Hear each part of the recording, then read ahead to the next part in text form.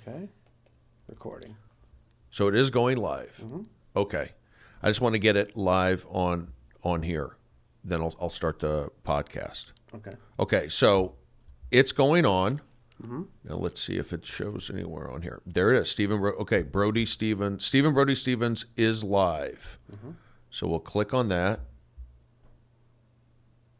Okay. Turn the volume down. Now, can I say something? Yeah, you're live.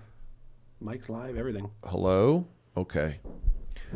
All right. Now, what camera will be on? Okay. So I'll start on the more front one. Okay, this is just this. I'll do like a 2-minute pre-podcast because I wanted to sort of say hello to the Periscope audience. Okay, sure. So, All right, I'll stop recording. No, you can record. I don't mind. Oh. But I'm saying like I'll officially start the podcast in like 2 minutes. I just want to get used to these cameras. Or just do a test with the camera. Okay. Like, can we do that real quick? Yeah, I just stopped the record, but Okay, it doesn't matter. Here you go.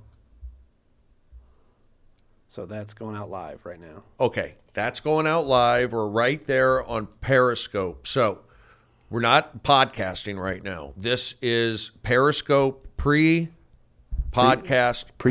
Pre-pod right now. I'm looking at this camera, and we are it's about a second delay. Yeah, on that monitor there'll be a delay. Looks like there's a second delay. I have you on my iPad here, so I can type in hello there. Yeah. We have that camera there. Mm-hmm. Now, not that camera, but that camera. No, the one's... No, where's that? Right there. Yeah. Okay, now this one is the one that makes me look fat today. So I'll keep it on the other one. But let me see how this one... I mean, this one I like the best. Yeah. But if we do go to this, I just want to do a practice, see how I would angle myself. Probably something like that. And that's where my guess would be. Mm-hmm. Boom. But I think this is my better camera. Yeah. And we have my glasses. Let's see how we put those. Does the water need to be there? Let's clean this up. Everything's good.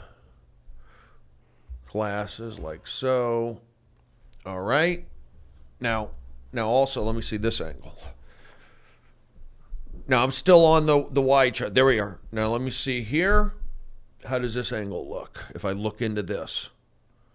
Probably makes my nose look big. Let's just see, and then we'll start this thing. I want to do it where I'm looking into here.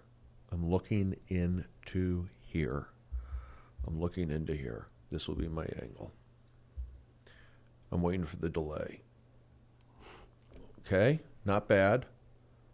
Not bad. I'm setting it up. This is super clear. They like it. They like it. Okay.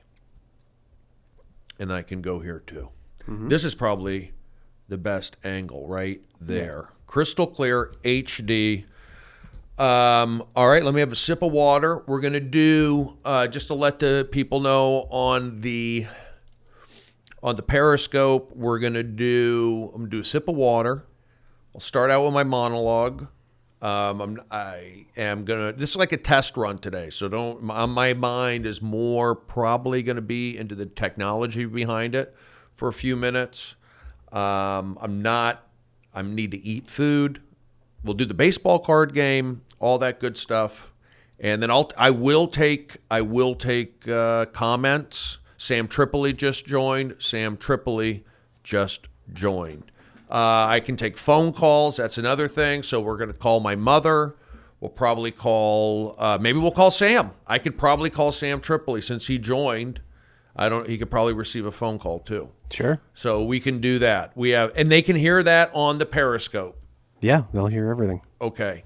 And then if I do my sounds, one other thing, let's see if they hear this. I'm sure they will. I've been doing I do a new thing now. I'm known as a sound effects guy right now. Yeah, are we taking phone calls? No. We don't have the ability for phone calls? We do. I'm just not set up for it. Oh, when will we be? How can we set up for that one day? Or how do we do that? Yeah. In the future, for sure. I just need a little more warning than right now while we're on. But it can be done. Oh, yeah. Well, I want to do phone calls. I mean, this crowd wants interaction. So we can. I didn't realize we can do phone calls. Mm-hmm. All right, then I guess we'll do it next time. For the time being, I didn't know that. Phone calls are good. All right, so let's do this. Yes. Let's do this. Yes. Yes. Yes. No. No. Don't talk to me that way. Yes. Yes. Stop it. No. No. Don't do that. You can plug that in that jack, and it'll still you'll hear the sounds even clearer.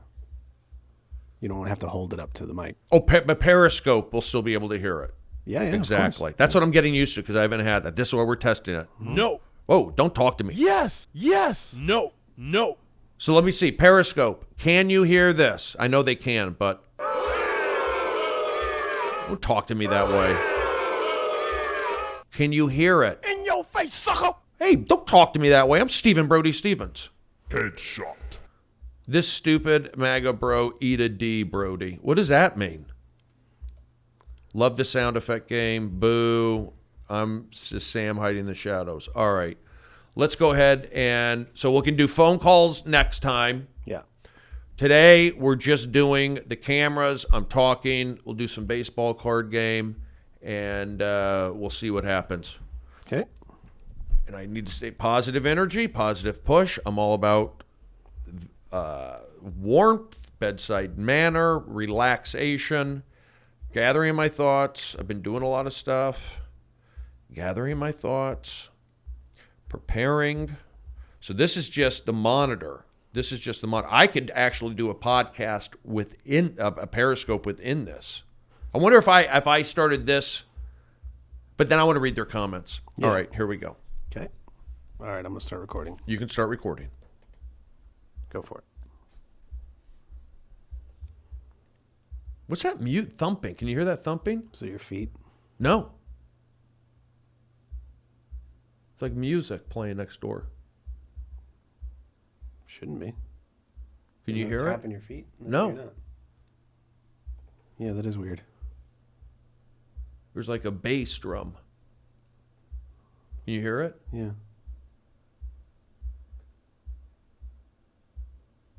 Yeah, I don't know what that is. Is it music next door? Let me go look. maybe I don't need the headphones.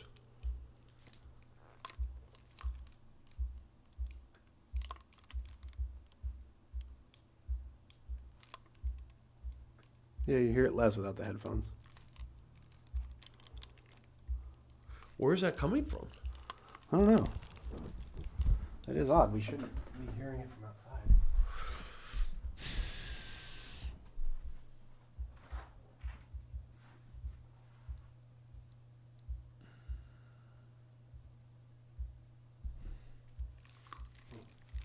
Never heard that in over a month.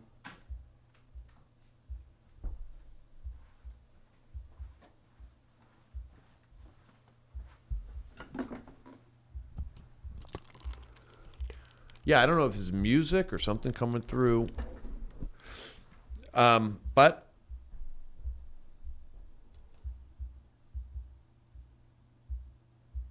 can you hear it, Aaron? I wonder what that is. Now it's gone. See, now I don't hear it. Yeah, it's coming through my mic, I guess.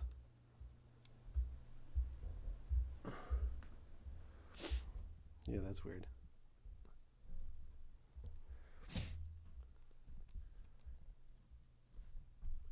Okay, let's start the record over. Okay, we're going to start this over. This is great. Bonnie is here, brother. Hey, I'm letting the podcasters, the Periscopers in on this. So you need whatever you need me to do. I'm ready to go whenever you are ready to go. Okay. Whenever you are ready to go, I will be ready to go.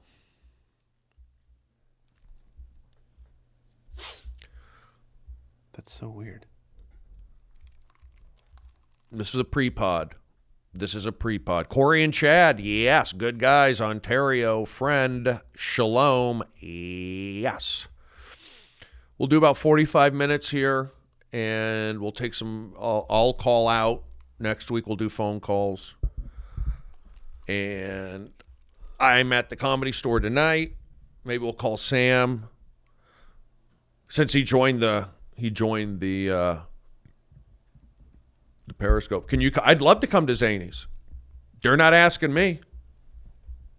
I'm not funny enough, probably, is what it boils down to. I mean, look, it's just the way it goes. You know what it is? It's the computer that I'm streaming on. Yeah. It's the gizmos inside of it vibrating the table. So if I pull my mic off the table. There you go. It's gone. Anymore, yeah. Well, that is ridiculous. Yeah.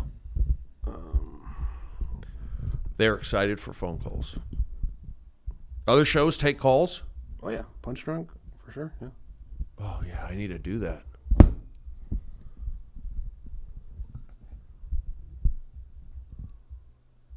Yeah, it's still there. Damn it.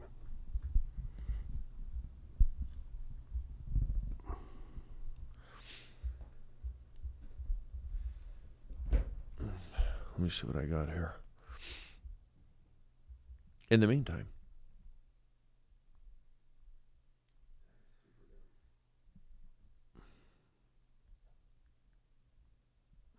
Let's see what my last set was.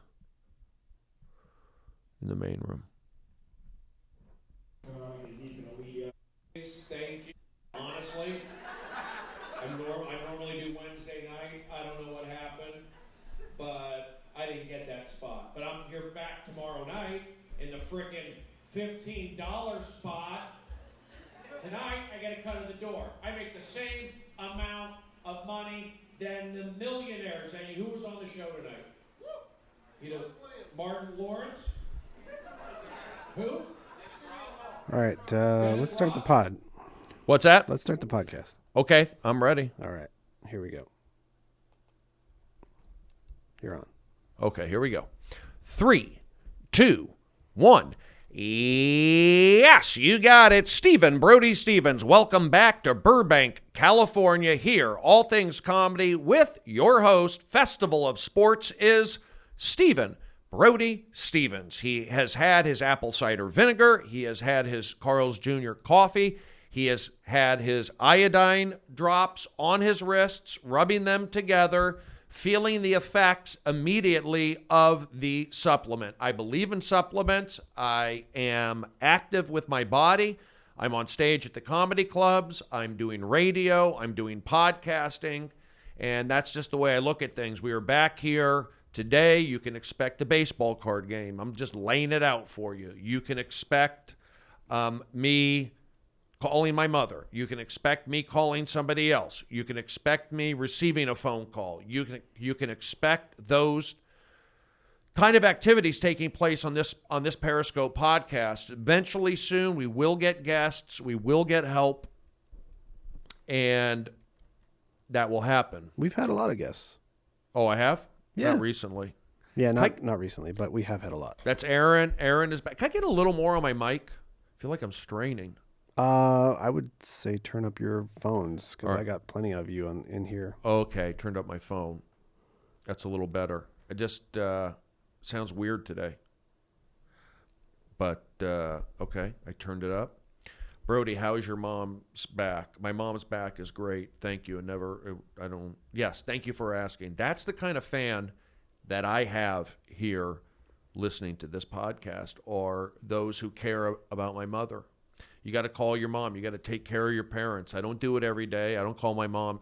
Well, I should, but she can also call me. You know, parents will put a guilt trip on their kids. I'll put a guilt trip on my mother. I'm that kind of child. I'll go rogue. It's just something that's been written about in the Greek history books, how a child will go rogue on a parent. It's happened. And I'm willing to go there. I've drummed on steering wheels.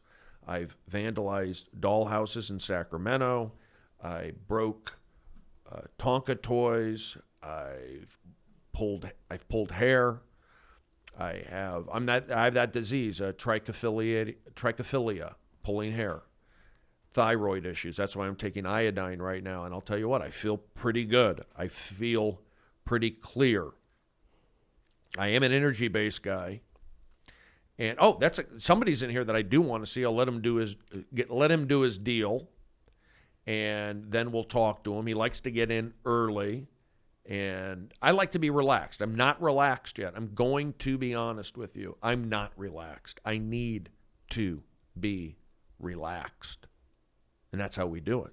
I've been doing Barstool Sports, getting up, doing that focused. Tomorrow, I fly to Aspen, Colorado. You're listening to All Things Comedy. Stephen Brody Stevens, host of Brenton, by the way. Give it up for Brenton Biddlecombe. Let him hear it. Yes, Brenton, if you're around today, I'd love to have you on the show. Do you have time now to step in? How long are you recording? I'm recording for, 45 minutes, 50. You have to come back? I can come back, yeah. Okay. You said that last time you didn't show up. I will show up this time. I'll be back down here at 3:10. 3:10. What time is it now? It's 2:40. You got it. Brenton's a great guy. And I'm not putting pressure on you. You don't have, I'm just, I have one thing I got to take care of, and then I'll come down and talk to you. That's a good guy right there. Yes, he is. Ladies and gentlemen, Brenton Biddlecombe. Let him hear it. Former guest of the show. Former guest. Multiple guests. Future guest. I don't even know how the downloads are going on the podcast. I don't know. I haven't promoted it properly. I do know that I'm coming in every Wednesday and I'm putting out content. I do have guests. I do have quests. I have been utilizing Periscope. Now watch this. Oh, well, by the way, we are on Periscope cameras. So right now, I'm not looking at my iPad. I'm using the iPad for the chat.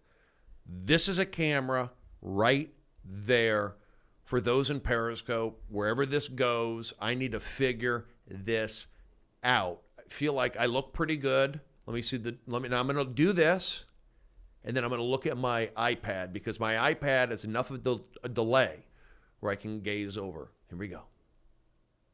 Now I look at the iPad. 1, 2, 3, 4, 5, 6, 7, 8.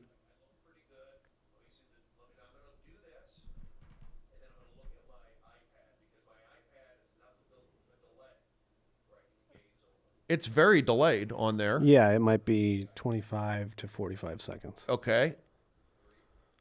This is a test. You're a part. It's a mind F right now for me, and this is what we have to go through because I have to go, okay, am I on the iPad? Am I on the camera? Is it going to be on YouTube? Is it on Periscope? Is it in the Twitter timeline? Is it going to be in All Things Comedy? And I got feedback, but you know what? I'm having fun. If I have fun, we have fun, and that's what this show is about. I am positive energy, problem solving, taking action, and it is about winning. It is about finding the best in people and utilizing them to their fullest of abilities. That's what I do. When you manage people. When you're a general manager, you're managing. You have to look at your title. Look at your title. What are you? Are you a clerk? Are you a cashier? Are you an associate? Are you a sales? Are you a general manager? What are you? I mean, I'm an agent. Well, you know what? How many agents work in baseball? They don't. Agents aren't managers. Managers manage. Agents agent. That's what they do. So manager is more personal. So when you manage, you're managing personalities. You're in the dugout with them. You're feeling their energy. You're not wearing khakis. This is Festival of Sports. We talk about that. You know, when you're in the bunker with these guys, they appreciate it. That's what I'm talking about. You got to read energy. And I hate to say it, there's a lot of, why are there Jewish general managers? Because we read energy. Okay? We don't do everything by the book. We follow the book of Judeo-Christian values. That's the book we follow.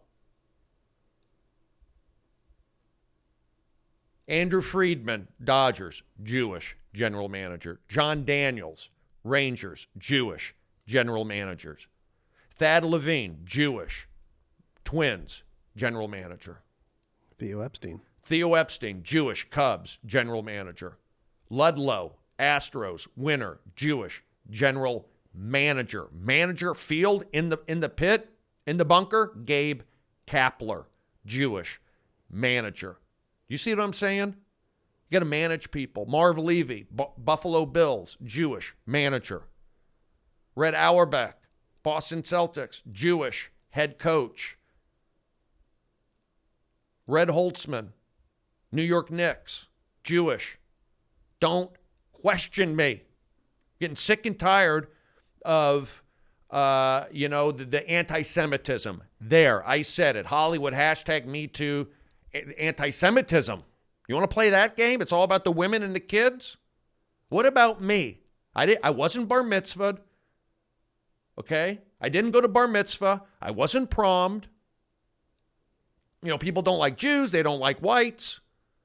I'm not in any one of those groups. I'm not in the tribe, and I'm not in the freaking Aryan secret societies. Yes, I said it. Skull and bones. You got it. Push.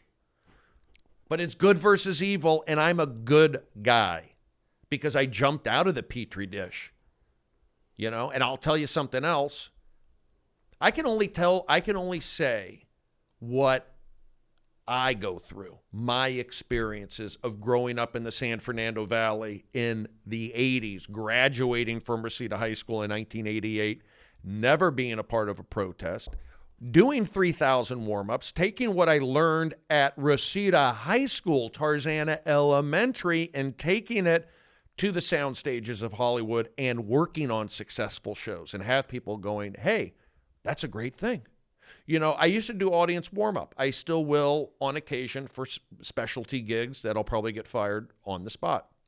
When these cameras are on the crowd, I look at crowds. You look at these crowds on these TV shows. We'll say talk shows. Ellen's different. Fallon's different. Even Kimmel's different. I would say James Corden, maybe, or a talk. Let's say game show. Let's get out of those. Let's go to a game show. You look at a game show on Nickelodeon, a game show on MTV. You look at these audiences, and you got to keep them looking real, not fake. I go, these cameras are on you. People are depressed. It's snowing. It's raining. And you're here slouched over giving the fake clapping. I don't do that. We have to bring energy. And then I would make it mostly positive. I would say, we look happy. You can't have the audience turn on you. You know what I'm saying? I will say this. I had done probably 200 audience warm-ups for At Midnight. And I would say the last 15 or so, I really started bumping heads with some of these audience members, eating in the audience, not clapping, slouching. And this show was based off laughs, based off energy. It was a sprint show. It wasn't a frickin' 5 taped game shows where you're not even going to be on camera all day. This was you're on camera a little bit, but your energy does matter. As a human being, your energy matters. Clapping, and I'm a human being. I'm clapping. I'm bringing energy. I'm not making much more money than you. Paid audience. Yes, they have to fill seats. And you would think because they're getting paid, they're going to be great. No, they're not going to be great. It's like you're paying the audience to come to a comedy club. Hey, come to the Comedy Store. I'll give you $10. That's what it is. It doesn't make sense. So I want to get that out there. And when I did audience warm-up, I've done, again, 3,000 gigs. The only problems I've had was with paid audience, eating food, crackers, sleeping, not all there. They're never all there. Something's wrong. But you know what? You have to kind of pray for them. You have to pray for them. But that doesn't mean that they could snap on you. And that's what would happen at midnight. But I did a good job at midnight. I brought positive energy. And you have to be honest. You have to be, that's how I treated these shows. But I cared too much. That's the problem. And I'm too sensitive. I take things to heart. I wear my emotions on my sleeve, right next to my pedometer. I'm not speaking well. Pedometer, right? Is that what it's called, Aaron? Yeah, you got it. I have a speech problem. I get nervous.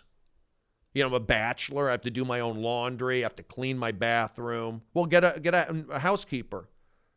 Well, then I have to get out of the way. You know, people go, I mean, I'm just procrastinating is base. If you want to get down to the nuts and bolts of it, in terms of cleaning my apartment, doing laundry, vacuuming, getting rid of my table, selling my Vespa, picking up mail from my sister.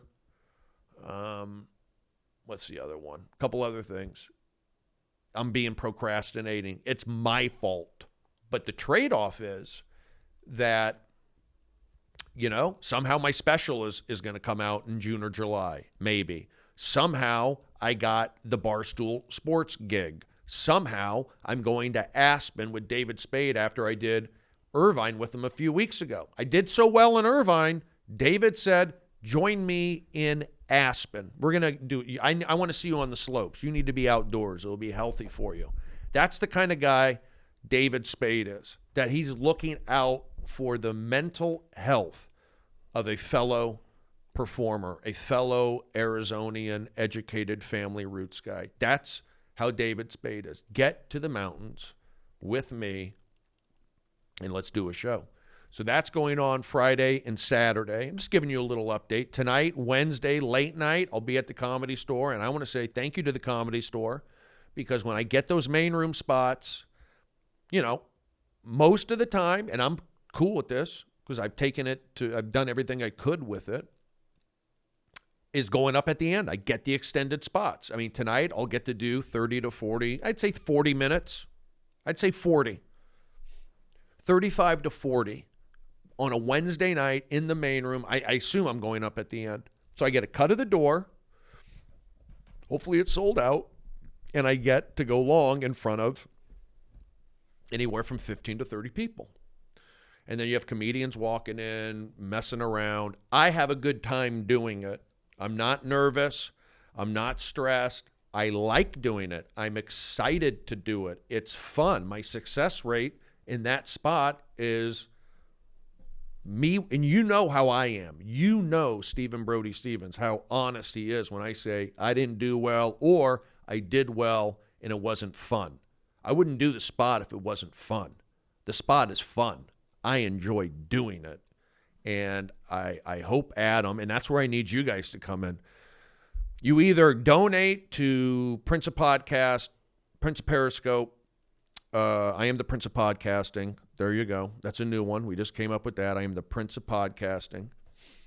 And I'm letting you into what it's like to be a 47-year-old white, un-bar mitzvahed Gemini male living in Los Angeles County. See, I was born here. I didn't move here. I was born into this. This is my town, okay?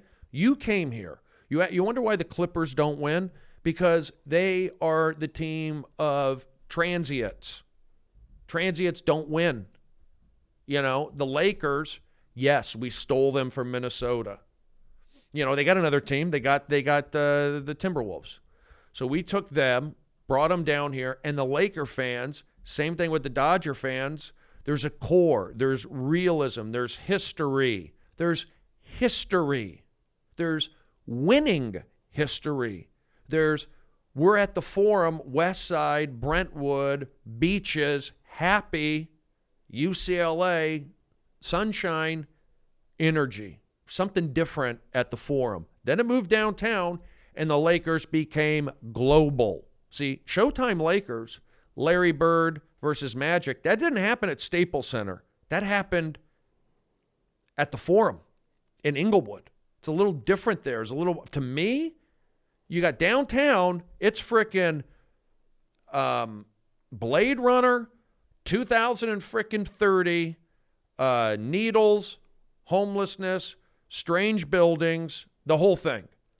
Inglewood is blue-collar, African-American community with some culture, some heart, some history, and that's where the Lakers were. And there was a family vibe at the Forum. You don't get that family vibe at Staples Center. Sorry. You know, but the Lakers did win. The Lakers won at Staples. They did win championships. But I'm saying the Clippers, come on. And I'm right. I'm not even looking at comments right now. I'm focused on the podcast. I'm focused on the Periscope right there. So I'm right about that. And that's what I take to these shows. This is what I take to these, my life. You go on Twitter, everyone's complaining, they're yelling. I can't have I'm not going to listen to a high school kid yell at me. I don't care. They're the future. Really? I'm on Twitter too. They're the future. Really? I know a guy here who's 45 who plays video games. They're the future. Step in the box. I pitched against Torrance High School last year. They're the future. Really? They don't even know. They would not be good at the baseball card game. They wouldn't be good at the baseball card game. They repeat the same mistakes. Why do you learn from my mistakes? Why do you need, I tell you, don't put your hand on the stove. Don't touch fire unless you want to get burnt. These kids want to get burnt. It's like satanic rituals. It's cutting. It's, when we were in high school, when I was in high school, we didn't have shootings, until I left. We had a shooting at Reseda like a year or two after I left. And I don't know if there's been any shooting since, maybe. But we didn't have that. So, people have to look at things and say, I think it's a cultural thing. It's a number of things. But you're talking about getting rid of guns. I don't want to get all political. We're talking sports here. But I think you got to have some kind of security. It's school safety. Aaron, I think that you want to jump in on this. You have an opinion on some of this? I mean, yeah, I certainly do. I don't know if we want to go this far into it, but A rabbit hole? Here we go. Yeah, it's a bit of a rabbit hole. I'm only saying this because they had the walkout. We were the day we were recording this. This is not something I just brought up out of the blue. It just happened to be that these kids protesting, and I was just hoping stay off the freeway, get off the street. I got places to go, and I didn't have that issue, so they're fine. Yeah. Well, luckily, yeah. But we also have Trump in town today, so. Oh, so that's affecting traffic, or that's affecting probably more downtown. I think that's where he's at. Yeah, you see what I'm saying? He's downtown. He's right in the middle of freaking Blade Runner down there. He wants to live in virtual reality. And looking at none of it, I'm sure. Have you been to spring training at all this year? I'll tell you what, I haven't, and it's because I have that new gig. Yeah. I do my daily Barstool Sports show, and that's 11 to 1, and I would be able, if I planned ahead of time, I probably could have done a Saturday, Sunday, but it just didn't work out. I had to really focus on doing the good job at Barstool Sports, and spring training will be there next year. Yeah, you think they'd do one out there, though? I mean, just for... Yeah, you would think, but it's a new network. Yeah. It's new. It's Barstool, and over there, things run how they run. So I went, I was open-minded, hoping, I was open-minded in a sense, knowing that don't get your hopes up, meaning that I see myself going to spring training and doing these videos at all the different ballparks and interviewing every Cub and Dodger. It's I just put that on the back burner. I felt let me just work on doing a good job at the Daily Show. Yeah.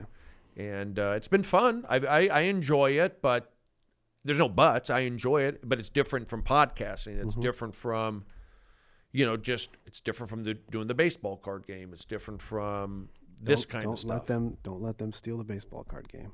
I have intellectual property over the baseball card game, but that's radio. See, that's more. It's a little more high paced. It's serious. It's that. So I'm in the corner there, kind of doing my sniper bits, bing, bing, bing, doom, doom, doom, kind of stuff. And we touch on issues. We touch on some of this gun talk. I just feel these kids are being used. They're tapping into these kids, and I read stuff because I ask people. I'm out there. I'm at the comedy clubs. I have access. I'm sure people have friends at work and family, but I ask them questions, and these guys don't know, and I tell them stuff. I kind of let them in on things. So I don't know. I feel it doesn't look good. I don't want people to make the same mistake and be unhappy. And people are unhappy. That's what I'm saying. Like, people are unhappy. They're unhappy about Trump. They're unhappy about weather. They're unhappy about potholes, homelessness, racism. So everyone's unhappy. And they're doing the opposite of what I'm telling them to do. Try my approach. See what happens. What do you think about that, Aaron? Well, they are thus far being peaceful, as far as I've seen, so that's good. You wouldn't want a teenage riot. No, I'm okay. I mean, yeah, I guess they've been peaceful so far, but where, they're, first of all, it's all about Parkland. It's like, what about Columbine? I know one of the kids mentioned Columbine, but these Columbine kids, where's their parade? Where's their trip to Sesame Street? What about the Virginia Tech, 32 people? Where's their bowl game? It is odd that it's gone this far without having these giant protests, but I think it's all positive. I mean, but what are they protesting? I mean, people get killed in Chicago, like 10 a weekend, these inner cities. So, well, no one's saying that that's good. I would just say that didn't wake them up. Access to weapons of this caliber, especially for a teenager to have it, is pretty nuts. Okay, but didn't they agree? Okay, we raise it. There you go. You got to be 21. Bingo. I think, yeah. Then we're good, right? We're good. I mean, it's not going to end everything, but that will prevent some school shootings, I would think. I'm good with that. Can we agree on that? You raise it up to 21? Good? But they don't want that. They want no guns. I don't know that they want no guns. They want no assault rifles. Okay. It's a weapon of war. I mean, okay. That's pretty nuts. But what about a handgun, a rifle, a pellet gun, a BB gun? Yeah, I don't think anyone's trying to take those away. Okay. Then we agree. Yeah. So what do you think about these kids? What are they? So are they I think they want more. They're like threatening over, I don't know what they're trying to get. What nobody even knows. What are these kids? What's their deal? I think they definitely want these high-powered weapons out of the hands of people who are going to use them for bad. Well, you know what? Let me see. But there's multiple ways to get to that. Now let me see this. There's. I'm going to see what these kids are saying. Now, this is what we're doing right now. This is a podcast. We are podcasting. I have my phone here. We have it plugged in. I want to see if you can they hear video, sound from video? Yep. Okay, wow, this is exciting. So let me see right here. Wait, am I in the... Wait, maybe I am in my Twitter timeline. Let me see. Stay with me. Oh, I am. Oh, my God. Four retweets. 4 retweets and 6 comments. Let's see what they said. Great. Now I'm not relaxed. I don't like sports, but watching Tyler, you introduced me to this delightful person. Oh, thank you. Baseball question. Should Mattingly be in the Hall of Fame? I'm going to say I love Don Mattingly, but I'm going to say no. The fact that you have to think about it, that means... Yeah, it should be pretty cut and dry. Right. I mean, and I love Don Mattingly. My favorite player was immediately one and done off the ballot. Who was that? Jim Edmonds. Oh, he was a one and done? Unfortunately, yeah. He was a great center fielder. Right. Amazing catches. 8 Gold Gloves.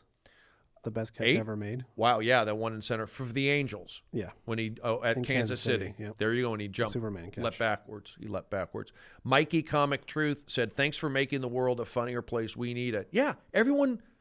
I mean, I complain too, but I think you got to try. Look at the complaining's getting you, the anger. I'm not going to listen to a kid scream and yell at me. This hog kid. But that's what I feel like. They're being sold. They're being used as propaganda. That's my feeling. And I don't want to. I'm looking for something now. Let's see. National Walkout Day. Let me just see what some of these kids are saying. They had one kid who looked like he was in the Beastie Boys. You see that kid speak? No. All right, let me see how these videos. Okay, here, this guy. Let's see what this kid says. Choose to learn in fear. We reject turning our schools into prisons. There's a cheer. Pelosi loves it. We will accept nothing less than comprehensive gun control. Okay. If it's what it takes, we will shame our national policymakers into protecting us. Shame. Not going to work on me. No, well. Not just in schools. You're but not in a policymaker. churches, movie theaters, Yeah. on the streets, and the communities of color, which are disproportionately devastated by the sickness of gun violence. Wait, hold on. Okay, I guess that's a good point. Thank The you. lawmakers who fail to support us, those who look for every answer to our nation's gun problem, but the guns themselves will be complicit in every death that comes after. Let's just get To every politician sitting in Congress working behind us, you get to decide who lives. What? See, this is where I lose this kid. Is not a partisan issue for us. You decide who lives? Cosmetic, Not the Well, parent? life or No, death. no, no, no, no. He means This is about legislatively. guns, Hold and on. it's about our morality as a country. When the commander-in-chief's solution Wait. to this country's gun problem is more guns, you know we have a moral problem in this White House. Okay. These guys all go into gun-free zones. So I'm not saying more guns.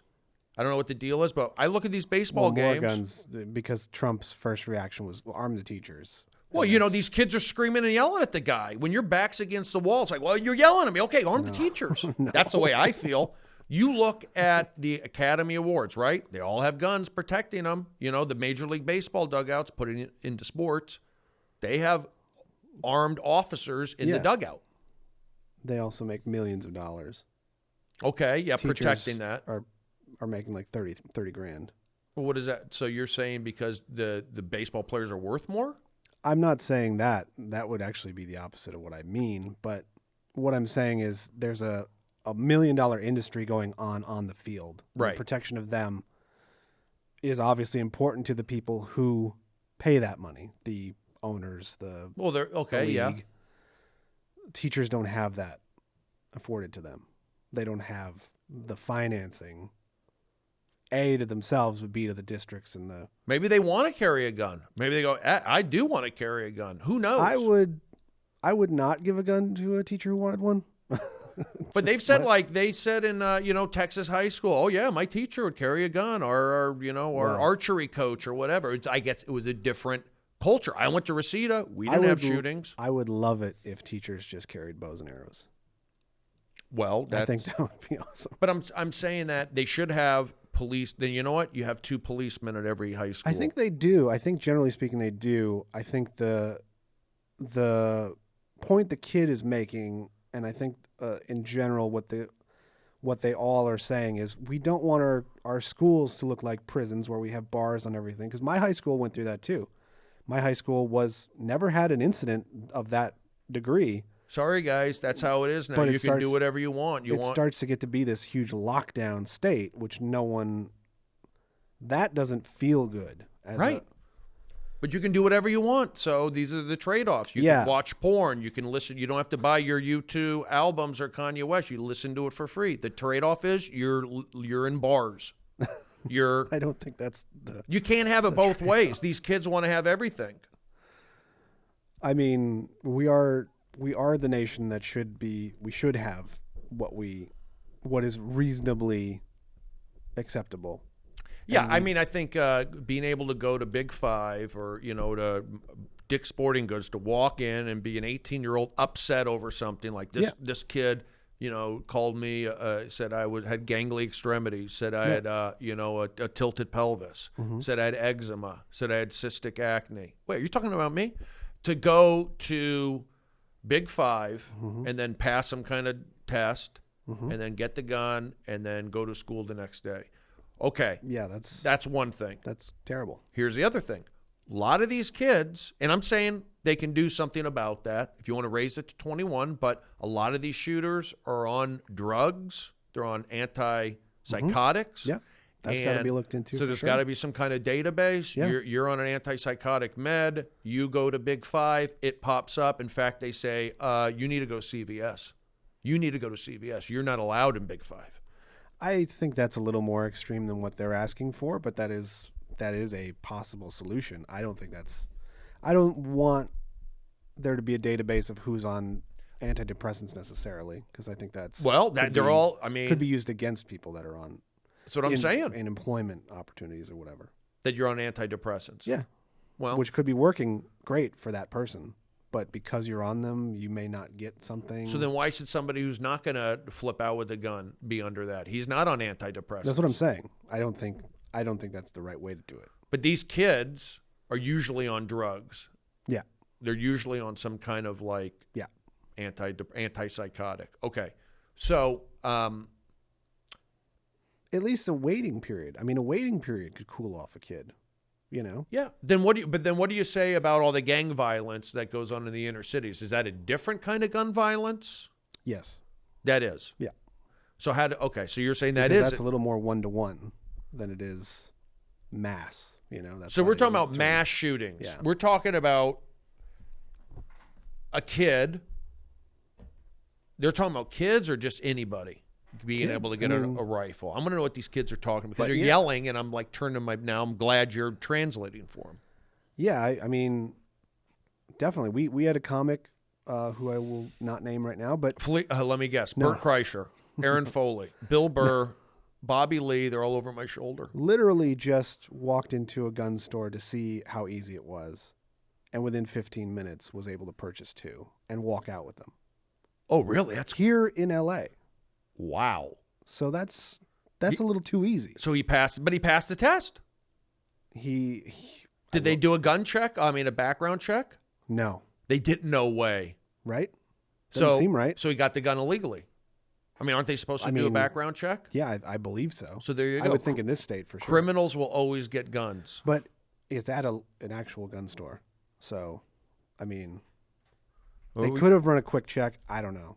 But it was so fast, it didn't seem to be possible. we have Brenton back here, and Brenton, we're on Periscope. We're on the Twitter timeline. We're talking, these kids forced it. They forced my hand. I walked in here today, and I said, I'm not talking about politics or gun stuff. I'm going to talk, because it's all things sports. They come in, they want to see Brody. To be fair, I did try to talk spring training. You did. But these kids walked out, and they put their finger in my chest, and they said, you know what? You're the problem, Brody. No. You are the issue. These kids, I'm sure these kids love your comedy. I do have kid fans. Yeah. So I asked earlier. He was here. Maybe that's the problem. Maybe the problem isn't the age at which you can buy a gun. It's the age at which you can get into a comedy club. Which is If we lower the age, they'll laugh more and not be sad. no, they should. I mean, they have kid shows at the Improv. They have high schoolers that come in, summer camp kids. Yeah. You got to talk to them. And look, I think hopefully it can't get any worse. Meaning, like, Hopefully. look at California. People, you want to hop in, Brenton? Yeah, just pull down. You don't have to if you don't want to. Plug into number 3. And Ladies I'll and get gentlemen, going. here he comes, Brenton Biddlecombe.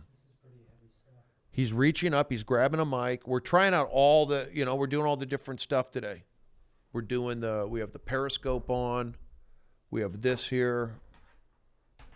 Do we have comments even? Let's see if anyone's commenting right now. Let's see if anybody's commenting. I'm going to type in, hello, we have Brenton Biddlecombe here. He is wearing a Buffalo Bills shirt.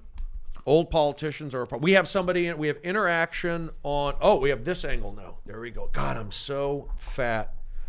I'm so fat right now. Not So even remotely. I'm going to angle like this. Yeah, I am. But you know what? My arms, I haven't worked out. I'm out of shape. Nice. Okay. Ladies and gentlemen, he is here. He's been on the show before.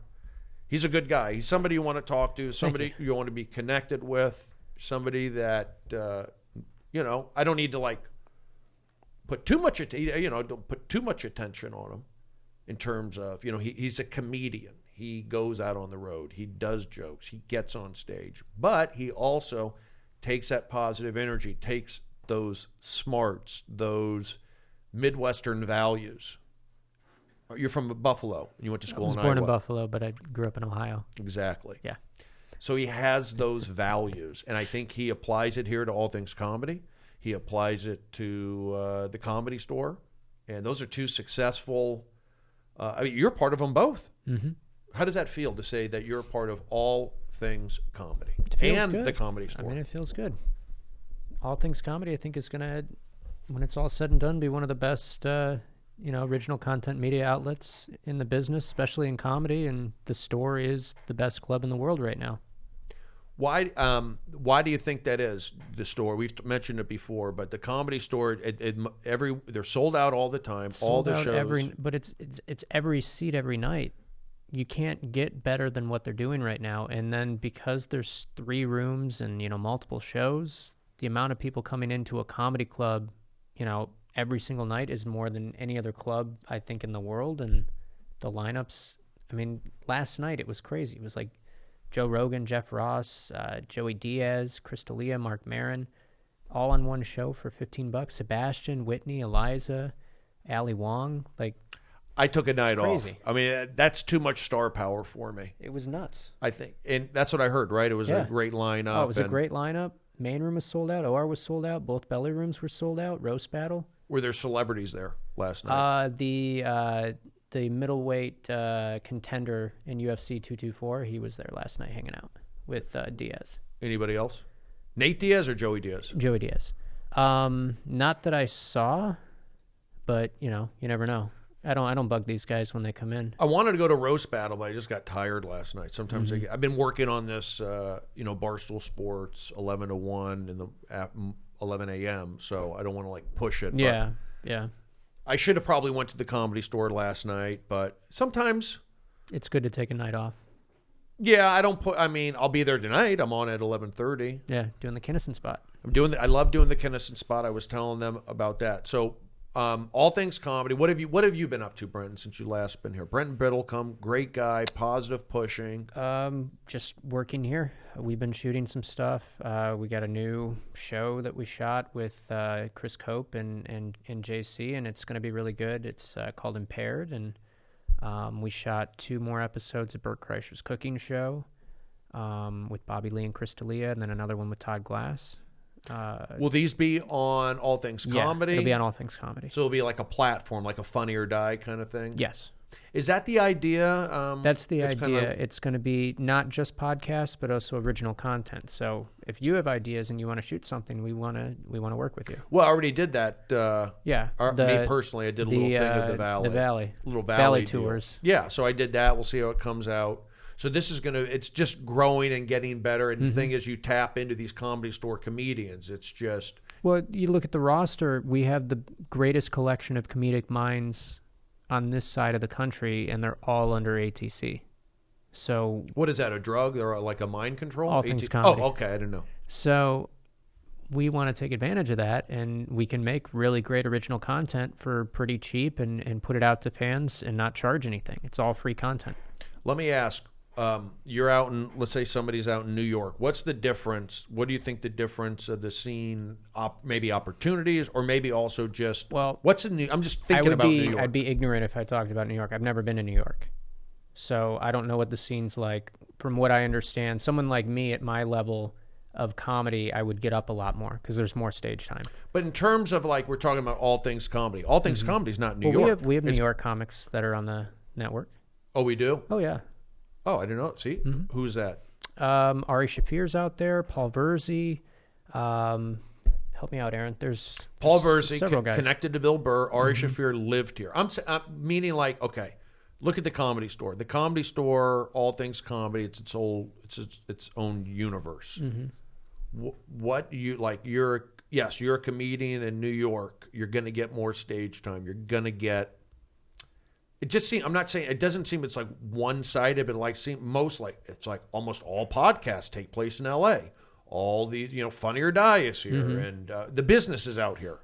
Well, maybe the reason there's more podcasting here than in New York, and again, I don't know what it's like there because I've never been. There could be just as much there, but maybe the reason is because there's more stage time there, they don't have as much time to focus on podcasting, whereas here it's there's not that much stage time to go around, so I could start a podcast and have another outlet to be creative and put things out, and that'll satisfy only getting up once or twice a night versus getting up 6 times. Yeah.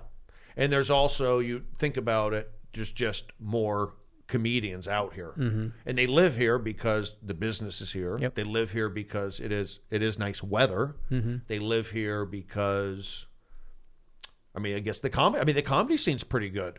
It's very competitive, which is good. It makes everybody better.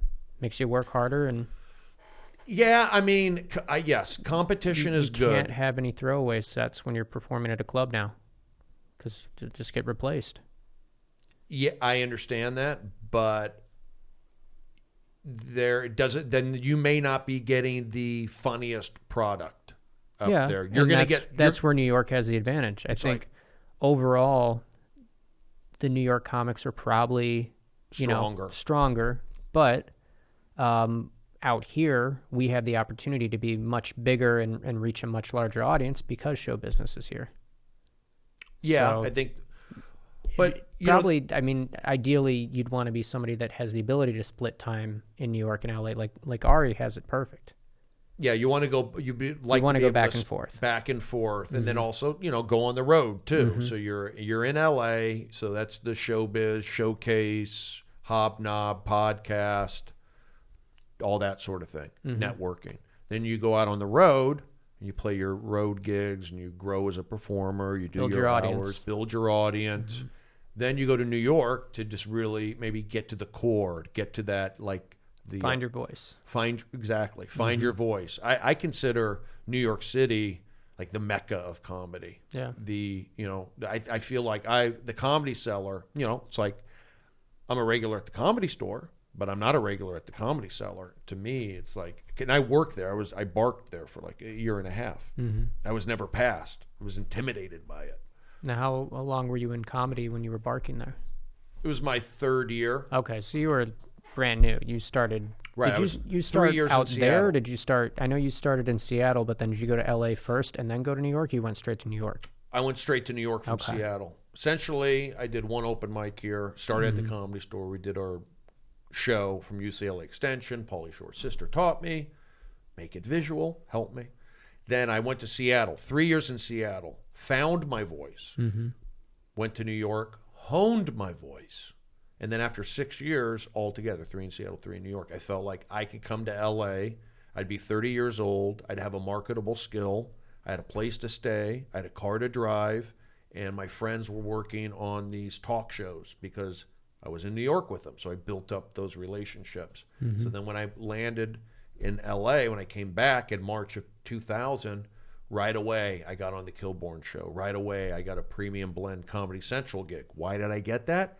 Because in New York at Luna Lounge, had those relationships. I had those relationships. Yep. So boom, boom, got those 2 TV spots. And then I got passed at the Improv right away. And then Nick Swartzen helped get me past there. And Brian Baldinger, I don't know if you know him. Then I got passed at the Comedy Store. Bobby Lee saw me or heard about me. So this happened real quick. Were you passed by Mitzi or Tommy? Mitzi. Wow. I was there. Yeah, Mitzi passed me. That's great. Yeah, I got passed. I think it might have been 1 or 2 times. Might have just been once, and then I got spots. Late night, whenever. But that was back in 2000, and then I started doing audience warm up. I did the show at Gower Gulch on Sunday and Wednesday nights with Brian Burke. You wouldn't know Brian Burke and Rich Williams, and then Rich Williams was working at Best Damn Sports Show, and he was getting that ready. And I ended up doing warm-up. So I got into that warm-up game early, and it kind of took me away from, I feel, my stand-up development. And that's why the last couple years, maybe 3 years, I've really been focusing on being a stand-up, like letting people know that I'm a stand-up. I mean, even from the emoji I use when I promote my shows, I'm a stand-up. And I think, and give myself credit. I'll still do warm-up, but I had to get that out of my mind and wipe that off me. Thank you for listening for that, Brody. I mean, I find it interesting because I'm a fan as well as a friend. I really like your work. I mean, but I'll be honest, I get down sometimes. We've talked about it before. Yeah. It's like the Comedy Store, it's getting popular, and you see these lineups. It's great, and they're great writers, they're great performers. I'm not hating. It might sound like I'm hating, but I'm not. I'm into. Yeah, they're doing great. What can I say? If you're not in, you're not in. Meaning, like, what are? I'm looking at morale of comedians. There's something about that. Yes, you're selling out shows, but you're also maybe the morale, but maybe that's what the club is now. It's not about morale. It's not about. It's a business now. It's now we're definitely shifted. We're Universal Studios. We're the comedy. We're the Magic Castle. That's what we've turned into. We've turned into Pantages. I'm not complaining, and I'm not, but it's a bigger thing now. It's harder to develop there in the traditional fashion of being passed and then getting late spots and working your way up, just because now the shows are so top heavy with stars. So there is less stage time on the store shows, but with it being so busy, there are so many shows there a night now that you just have to network with different people. Like maybe you're not getting booked by Adam, but there's 2 other shows going on where you could go up and say, hey, could I go up and do 7 minutes? And you could get time like that. Now, that's a great attitude. Now, I went somewhere when I started saying the Comedy Store, oh, it's turning into the Magic Castle. It's turning into this. I could tell Bren, because I read energies, there was a slight recoil. But you talked, I'm just throwing, instinctively, I went there. And then you go, Brody, you know what? It's not all you could. I'm gonna share the story with you. Mm-hmm. You can go there and get booked on another show. You can get thrown up. It's being there. And Monday night, I went by to put my name in the potluck. Why not? And then Red Band talks to me. Hey, Brody, you want to do the Death Squad show at the Improv? Yes. Brody, you want to do this show at this place? So I go, yes. And that was just by me being there. And we talked about that off mic the other day. Like every time I go there, even if I'm not getting up at the store, just being there, talking to people, all of a sudden they go, hey, do this show on this day, do this show on this day. And I've booked up my calendar just from hanging out there. I mean, yeah, you could sit at home, look at Twitter, look at lineups and go. And be upset or. Why me? You know. Or go there. Mm-hmm. Yeah, you can go there. I mean, I'm trying to think what's the reasoning not to. Why would somebody, you would just feel... Maybe I'm making excuses. Maybe I'm being a baby. Then you starts going through your mind like, oh, I'm not good enough, or it starts hurting. You know what it is, and we're at different levels. Like you have real credits. You have. That's fans. why it hurts me. It's pressure. People expect me. Oh, bro. But I mean, I go there. This is what the store is now. It's become so competitive that what we were used to 3 years ago, where we were getting, I was getting a lot of spots there from the booker, and it was basically being handed to me. So when it got taken away, like almost overnight, when it all changed and the store started getting crazy busy and all these stars started coming back, at first I was upset and I was bitter and I was like, well, this is awful. Why am I not getting this?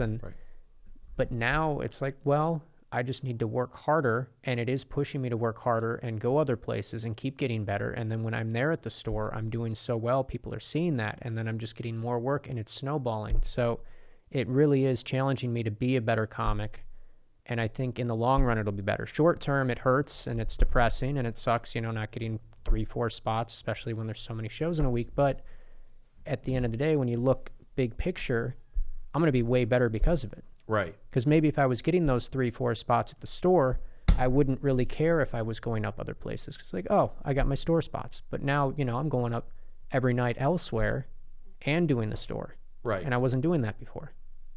Yeah, I mean, when I first started, I would get maybe like a super late night spot on a Friday or Saturday, and I go do my other spots, and then I come to the Comedy Store.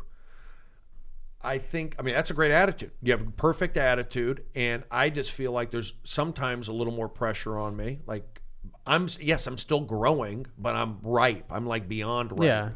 Yeah. I'm still waiting for my first special to come out, which hopefully will come out in June or July. I'm still waiting for that quote unquote big break, if you want to call that, or make my break. But I feel like I don't have that confidence like that big break's going to happen. I'm going to be... Well, you can't think that way. I know. Look at the founder of our network. He went through the same thing. He wasn't, he didn't get a break forever. Mm-hmm. He was an old guy when he got his break. I mean, Bill was in his 40s before anyone really knew or cared about his comedy. Well, yeah. So, and he went through the ringer. He had pilots that he booked, and they didn't go anywhere, and he could have quit, but he just kept going, and now he's the biggest comic in the world. Yeah. You just got to trust the process and keep working hard, and eventually, if it's supposed to happen, it's going to happen. They said Brenton has the drive. Great comedians seem to have natural talent and love to make people laugh always. Now, you're saying it's competitive. That's where I check out. I go, I'm not into the competition. I don't mean competitive in the sense of, our comedy is competing against each other. I just mean there's X amount of spots, so you want to do your best every time. Okay. You want to elevate your performance. This is what I'm saying. I'm happy. I was always happy with 2 spots a week. Mm-hmm. Tommy would give me 2. Usually, if I'm in town, he'd give me 1 during the week, or sometimes Friday. I usually get 2. Yeah. I'm happy with 2. I've been getting 2. Rarely get 3. I think once I got 4, but rarely get 3. But we'll say average 2. Yeah. Okay, and I usually get 2. Thank God. Thank you. But then they start adding more and more shows, and I'm thinking, okay, what's 2 prorated now? With all these extra shows, you'd think, well, okay, maybe I'd get 2.5 or 3. But it kind of it stays there. But then again, that's just me saying I feel that way. But here's the deal. I could show my face. I could go do more stuff. Yeah. I could go to the Improv and get my work in there too. So it is up to me. I'm just being negative. I'm just being instinctive. I'm being sensitive. I'm being ooh, this is how people do feel. Well, let me ask you this, Brody. Yes. How long does it take you to send an email? I'm not good at that. I get lazy. I'm addicted to drugs. But if you just set aside 5 minutes a week to send out an email to the Improv or to the Factory or to the Haha or whatever, right, you could book another 2-3 spots a week. It literally I do my it would avails. take 5 minutes. I know, but if you just reach out, or if you see, hey, somebody has this show, set an alarm, put 7 minutes on the clock, go on Twitter, see where the shows are that week, go to the Comedy Bureau, look at where all the shows are. And then you go, oh, I know that person. Oh, I know that person. Go, hey, can I come do a spot? And I'm sure, because you're very well liked in this business, a lot of people would say yes, or at least book you in the future. Can you hire somebody to do that for me? I mean, I'll give them my passwords. Be like a manager, yeah. You probably and they could. just tell me, I wake up, Brody, you've got this show and this show tonight. Okay. But it doesn't take that much effort. It's a little bit more, but you're going to get a lot more out of it. Good point. And then you're not going to be, feeling bad. You're not going to be feeling sorry for yourself or going, why am I not getting this? It's there's so many comics now and so few spots that if you're not doing this, you're just not going to work. My generation, we had to do this stuff because there are just so few spots and everybody above us is so famous that if we're not... I was in The Hangover. I know. I'm not saying... Again, you have real credits, you have fans. I'm saying from my perspective, I've got my videos on YouTube have 100 views. That's mine and they've been up too. for years. That's mine too. But you've been on TV. You've been in movies. Doesn't matter. People hate I Hollywood. know, but I'm just saying we have to work a lot harder and we have to get good at this stuff. And you guys should learn from that and go, okay, well, I can do that too. And you're going to get that spot over me easily because you're Brody Stevens. Brody So Stevens. I'm just saying, instead of, having the pity party, right, turn it around and go, okay, for 10 extra minutes a week, I can book 5 more spots if I just do this. I didn't know that approach. So send a personal email. Go, hi, I'm Stephen Brody Stevens. Yeah, exactly. Make it funny and they'll want you. I used to send out, that was my thing. I used to send out a weekly email every 2 weeks. I had an email. This is before. It really works. I'd do a funny paragraph. I'd do a funny graphic, maybe a photo somehow, and then list my shows for the week. And I would send that out on a mailing list at a couple hundred names.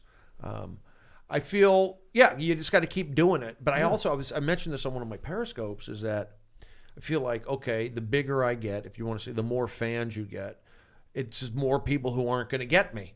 When I say get fans, more people eyeballs on me. They go, what is this? I don't get this guy. I feel the more, you know what I'm saying? You have to take time to understand me. And then maybe the more refined I get, I mean, as a performer, I do, as a stand-up, I know to go up and, if somebody doesn't know me, give them a couple basic jokes, get them on my side, then I can really kind of go and do my thing. But let's say if somebody just, I'm being negative. Again, I'm being negative, but I feel people don't always get it. That's what they tell me. I don't know. Yeah, but not everybody's supposed to get it. Right, but I'm getting laughs. That's how you know you're doing good comedy. But yeah, exactly. But here's the other thing. You're not catering to anybody. You're staying true to yourself, and you don't want everybody to get it or to like you. Because if you're doing that... I wish they would, though. Yeah, but it's realistically not everyone's going to like everyone. But here's the other thing. I record my sets. I put them on Periscope. I'm not saying I crush, but I do well. I get laughs. I do well. And that alone is not good enough for spots. That's kind of what brings me down. Yeah. There you go. I threw that one in. Now answer the question, Brendan, because What was the question? The question was, let's say you do the Comedy Store and you do as well as everyone else. Yeah. You're doing just as well. You're getting as many laughs as they are, and that doesn't equate to getting more spots. You're getting a spot. You're doing great.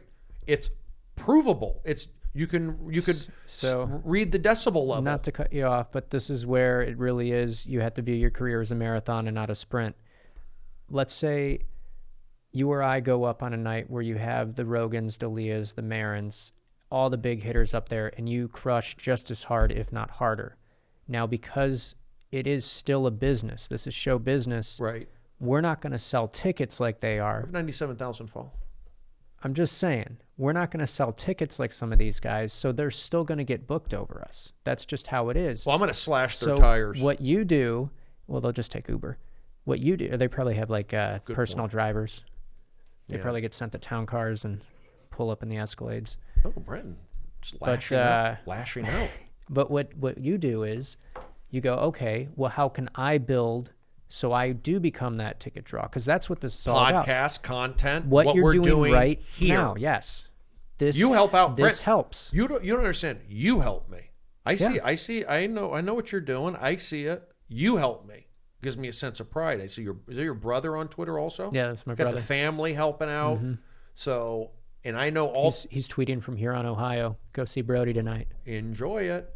But I to be a part of All Things Comedy, to be a part of the Comedy Store, and now Barstool Sports, I'm getting used to that. But these are nice chips to have. These are things you're proud to be part of. And so I'm honored if the Comedy Store retweets me. It's like that's something proud to be part of. And I feel like I was there during some ups, during some downs. You've seen everything. I've seen, only been there for a very small bit of the history, but you were there when it was really bad. Yeah, but to me, it was like I didn't look at it as bad. I just kind of, I looked at it as hard. It was hard. Like that OR was a hard room. Yeah. When it was the original room there, when it was completely dark, and it was mostly empty. It was a sea of. But sometimes it wasn't. No, Yeah. I would have like a 3/4. I would have pretty full room at times. Yeah, it wasn't like on the weekends. It was okay, but it would be very hard because it was like pitch black, and I had like I would have sets of like that's when I would be yelling a lot. You don't get it. How dare you? But everyone liked that. So, but I actually really enjoy that. I like when you get confrontational. Yeah, exactly. But I don't like to go in the red zone. Like Sunday night, for example. I'll give you this past Sunday night.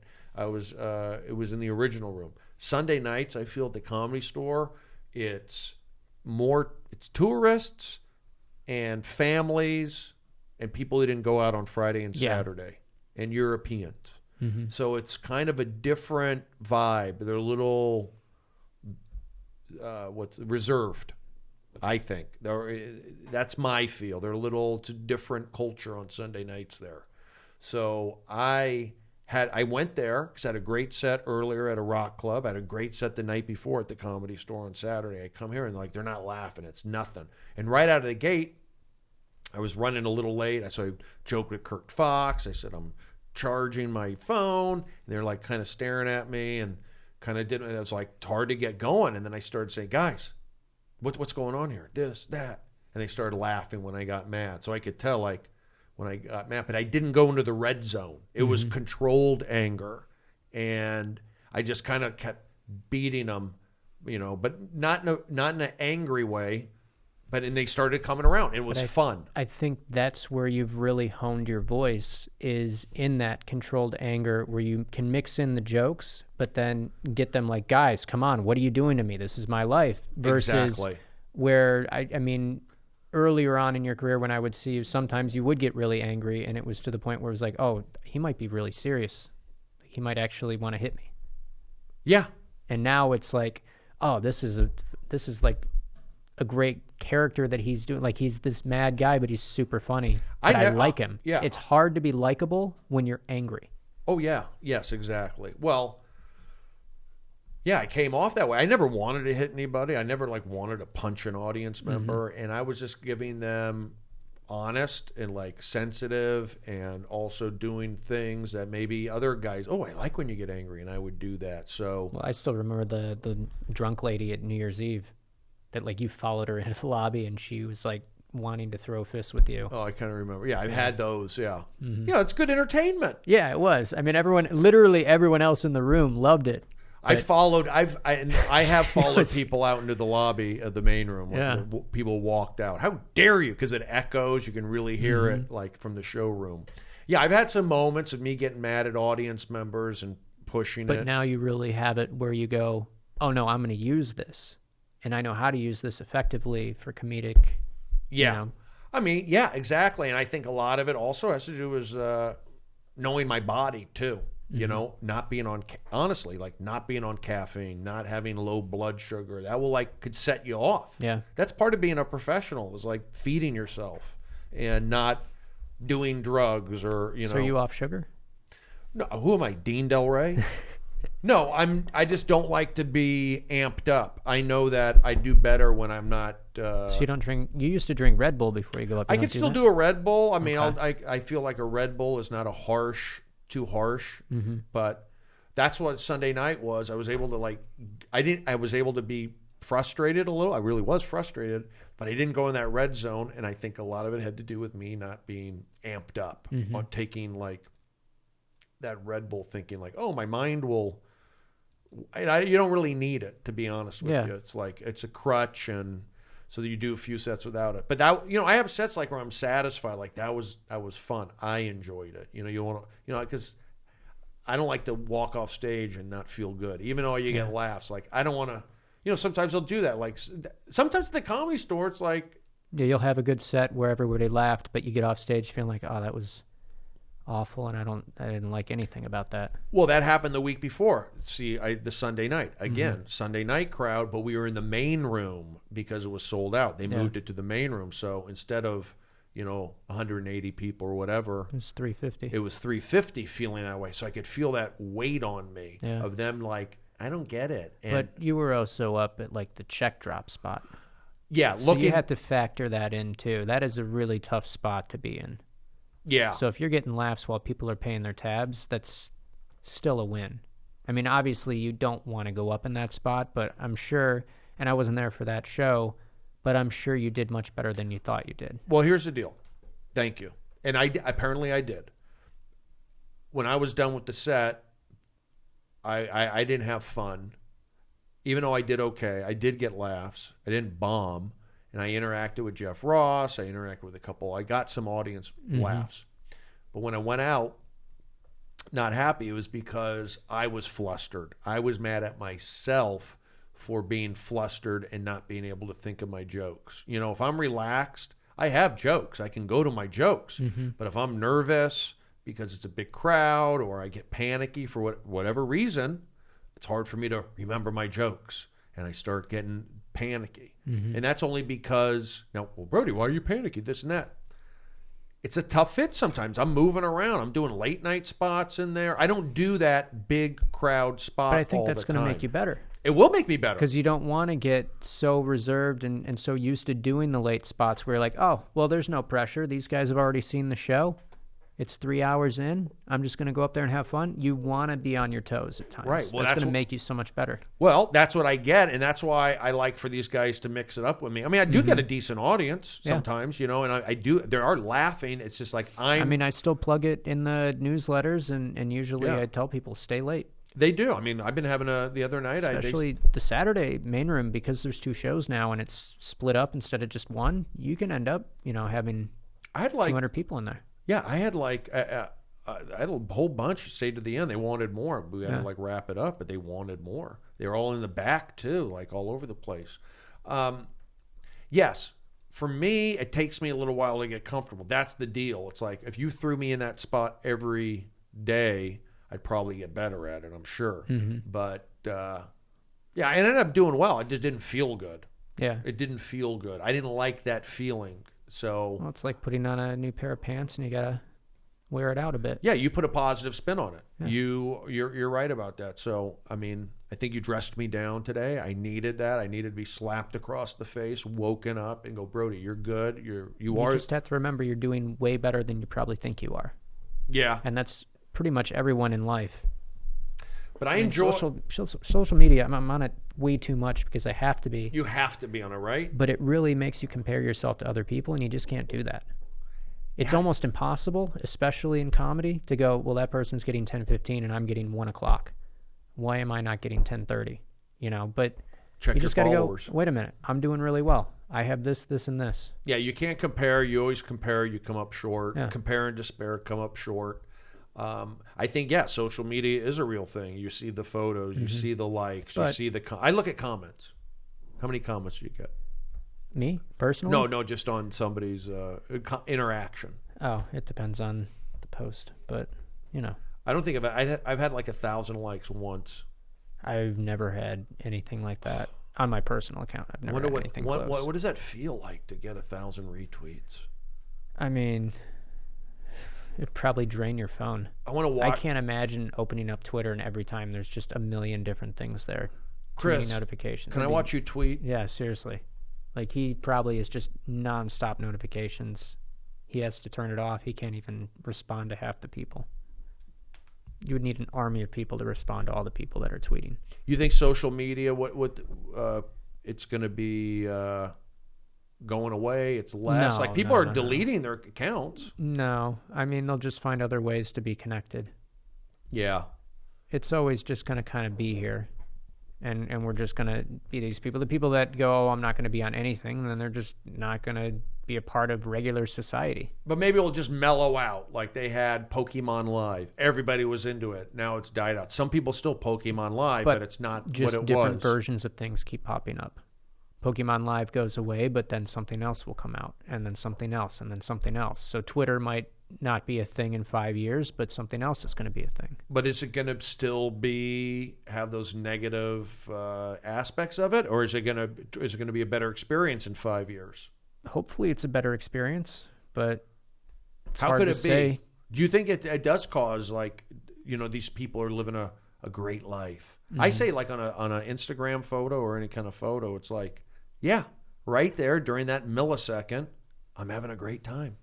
That's not a lie. Mm-hmm. They say, oh, there's these great shots. The rest of their life is depressing. Maybe it is, but got to smile for the camera. Yeah. So I do the social media because sometimes I think it's like I'm doing a show. It's like it is a TV show in itself. It's a production. You got to put a video. You got to put this. You got to do that. But maybe I should take that and put it into a real project. Yeah. But that's my problem. But hey, I'm working at Barstool. Look at that. That can You're lead to working at something. Barstool. I'm really excited for Valley Tours when we get that all cut together and put that And out. then my special. And then your special is Supposed going to out be great. June or July. Yeah. And then I'm cranking out the podcasts. Mm-hmm. I need to do merch. I need to get my website up. But you know what? I think that I established myself at Barstool. I establish what's the name of this podcast? The Festival of Sports. So I established the podcast. I established Barstool. I established my special coming out. I establish merchandise, website. Those are 5 establishments. Those are the 5 establishments of the foundation. Website, podcast, special. I forgot what else. Resume, demo reel. Those are the 5 pillars of So establishments. again, you're doing much better than you think you are. You just have to stop and take a second and break it down and go, okay, I'm eating, I'm performing, no one's telling me I can't do this anymore. I'm doing pretty good. Because think about how many people want to do what we're doing and they're not able to. I know. I say that to the crowds. I go, why aren't you laughing? I go, I know what I'm talking about. I go, I'm on the lineup. Are you? Mm-hmm. I go, I park for, how much you pay for parking? 15? I park for free. That Red Bull, how much did it cost you? I get it for free. Why don't you listen to me and laugh at my jokes, jerk? That's what I do. And then they feel like they feel like they have to laugh. Yeah. But the key is like not going into the red zone, and comedy is like, I enjoy doing it. I don't enjoy necessarily, like last night I didn't have a spot. I didn't go. But when I do have a spot, at the Comedy Store or even the Improv or see Laugh Factory is a little, not intimidating, not as It's different. It's not that it's intimidating. It's just not as welcoming. It's not like a good of a hang as the other clubs. It's still a good club. It's a great stage when the room's full and it's fun. It's as good as it gets, but it's not a place that you go, oh, I have the night off. I'm going to go hang at the Laugh Factory. Yeah, that's not a thing. Yeah. I will say this, and I get excited going to the Comedy Store. I got excited that's how I tested to see if I like comedy, because But I would also say, Brody, if you do have a night where you're like, I don't feel like going to the comedy clubs, I think that is also important because you need to live your life to write material. I don't write jokes. You write jokes. Yeah, I do. I haven't written for a while, though. I haven't brought out my But maybe that would help. Instead of like, okay, I don't have a spot. I don't feel like going to the store. I'm going to go for a walk and I'm going to think about my material. I'm going to write some jokes. I'm going to watch some people, observe some stuff, and see what happens. Yeah. And then when you do have a spot, you come back and you go, oh, I have 5 new minutes. You're right. And it just keeps feeding you, and then you feel better about it, and it feeds the machine. You got to feed the machine. You don't want to get stuck in the same routine. Can you kick me? I don't think I can reach you. I keep saying a lot today. What was I saying about comedy? Oh yeah. So when I took the workshop at UCLA back in 1993, where were you in 93? I was 6, so where was I? 6, okay. I can make you laugh when I just got started. Yeah, I think it was in Dayton. Dayton, Ohio. Yeah, it was in Dayton, Ohio. Well, I was taking a comedy workshop at UCLA Extension. And that was with Sandy Shore? Sandy Shore. I knew that it was sponsored by the Comedy Store. I knew that the graduating class performance would take place at the Comedy Store. I grew up in Los Angeles, all my life pretty much. And then during the 80s, my mom was dating Jack, and Jack lived in West Hollywood. And I'd always see the Comedy Store, the lights of the Comedy Store. Even though I wasn't like a student of comedy, I was more into baseball. I knew everything about baseball. But I would see the lights of the Comedy Store. So I grew up around the energy of that, even though I wasn't in it. And then when I did the workshop, going to UCLA, and that was the other thing. Like, I was excited every week going to UCLA for my 2-minute set, and to see if I liked it. I didn't want to jump full into comedy, but I enjoyed it, and I was bitten by the bug, if you want to call it that. If you want to call it that. And I just been doing stand up ever since. Like that first time, it's like you have to do it. It's like, I got to do it. Yeah, I got to have an outlet. But I also think that,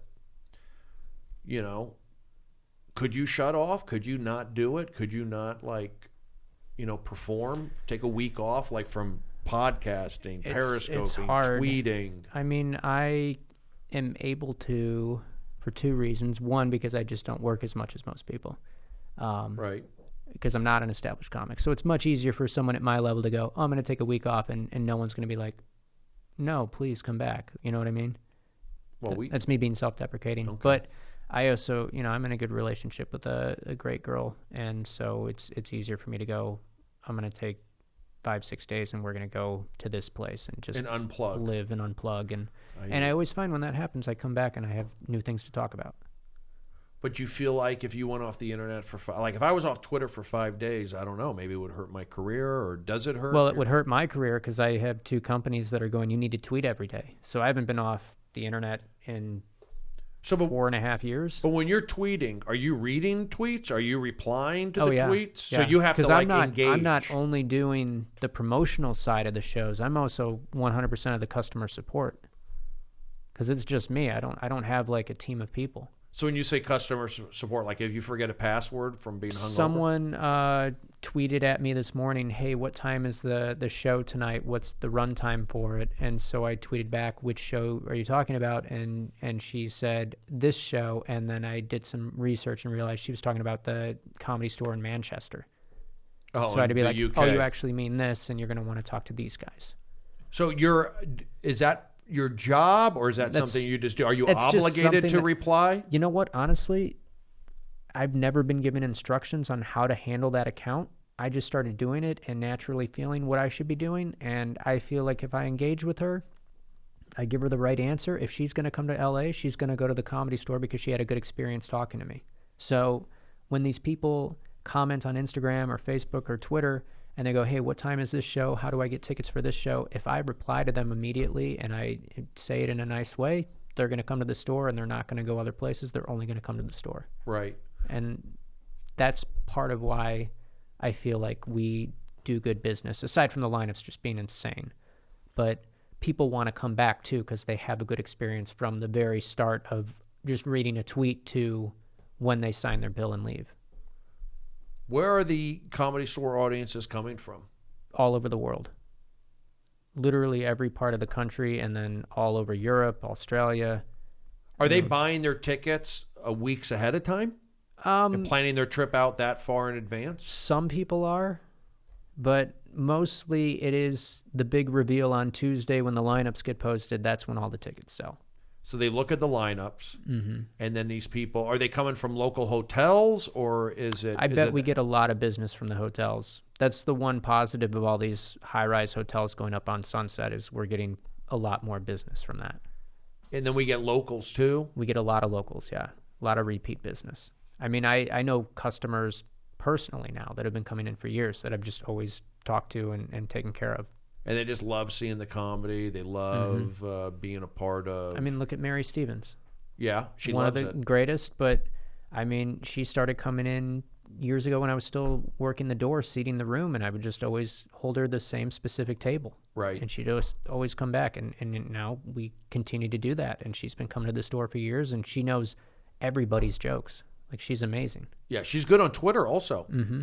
She Very could probably supportive. help out with the But comedy. we've Twitter. had more and more people like that because they've had good experiences, and we've always just taken care of them. They become part of the family. Mary's been We'll pushed see them. aside. I get it. No, Mary's not been pushed Okay. aside. She's coming in to see you Friday. I'm not doing this Friday. You're not doing this Friday? But she was there for last Friday. Last Friday. Okay. I called into Jay. Hopefully he got it in that I can't do Friday and Saturday. Okay. I texted him. He called in for Vales. Uh-oh. Nobody tells me nothing.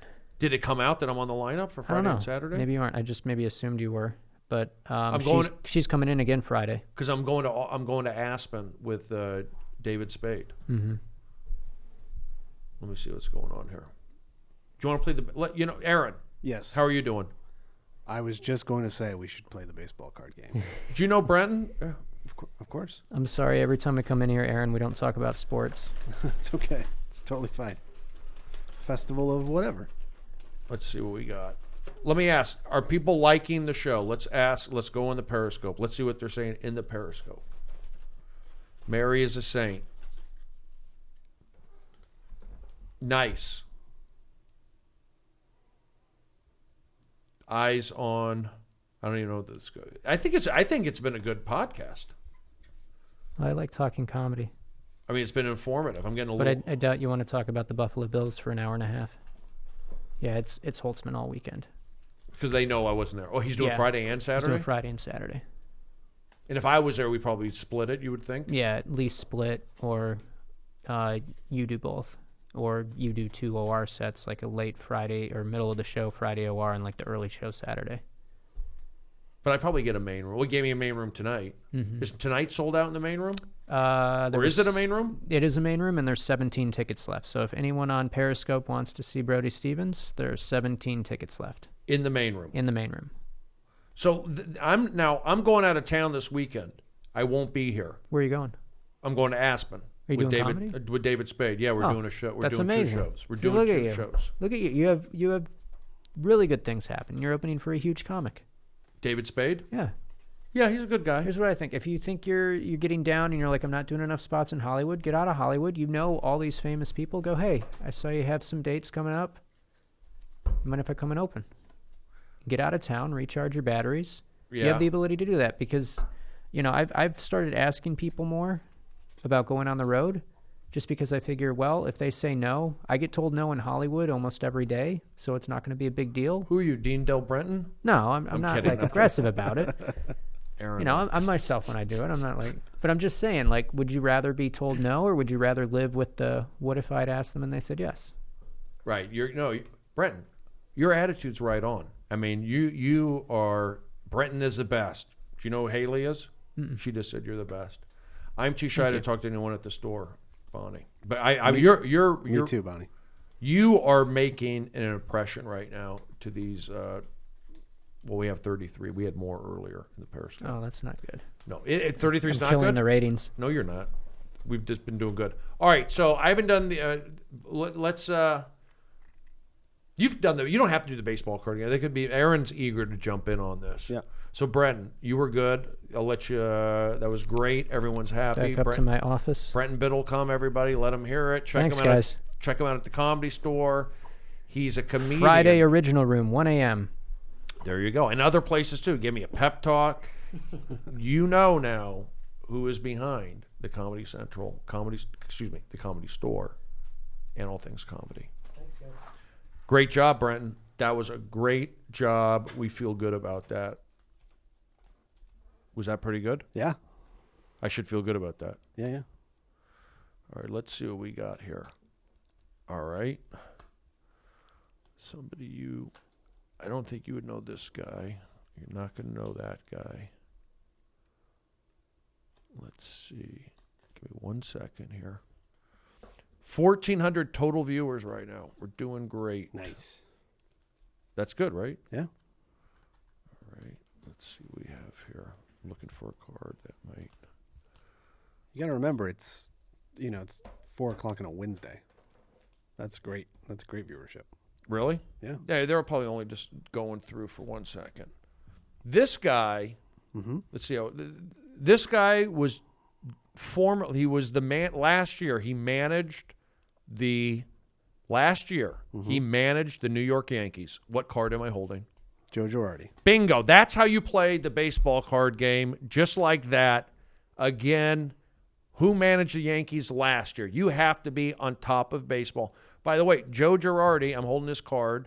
He was a catcher for the Chicago Cubs. And the Cardinals. And was he with the Cardinals? Yep, both. But maybe just for a little bit. Maybe 1 year, yeah. Maybe a year. I know he was with the Yankees. He was with the Cubs. I remember him when he was with the Cubs. Went to Northwestern University. His name is Joe Girardi, and he's going to be on MLB Network. That's how you play the game. Aaron is good at it. Yep. Okay. Give me one here. This guy. Wrong guy. You won't know that guy. I'm going to pull out another pack. You're listening to Stephen Brody Stevens. This is the baseball card game on All Things Comedy. How long have we done so far? 45? An hour and 25. What? Yep. It just happens. Oh, my God. I better wrap this thing up. Yeah, let's do like 2 cards and then. I didn't realize Brent he did a great job. You may know this guy. I asked this guy last week. Let's see if you know this. This guy's a pitcher. Mm-hmm. Take a guess. Pedro Martinez. Same. No, not Pedro Martinez. Okay. Carlos Perez. He is not Carlos Perez. I don't even know if that's a pitcher. Carlos Perez was a pitcher. He had a real Left-hand. funky delivery, right? Yeah, he was Pascual Perez's brother. Carlos Perez, Royals, Dodgers. He took a bat to a Gatorade jug in the Dodger dugout. It's a classic dugout rage incident, and that was Carlos Perez. Yeah, that's probably the guy. This guy was a pitcher. Mm-hmm. Was, you say? That's a clue. Okay, that means he's retired. Mm-hmm. That's how you play the baseball card game. When you're picking up words, you're picking up clues. There's nowhere in the guidelines that say, hey, this guy just used a past or present terminology. That's how you play the game. So, yeah, you're correct. He is retired. Mm-hmm. You have any other? You can ask some more questions. So is he also Dominican? He is not Dominican. No. He is not Dominican. That means he could be Aryan, African American, or Asian, or Mexican.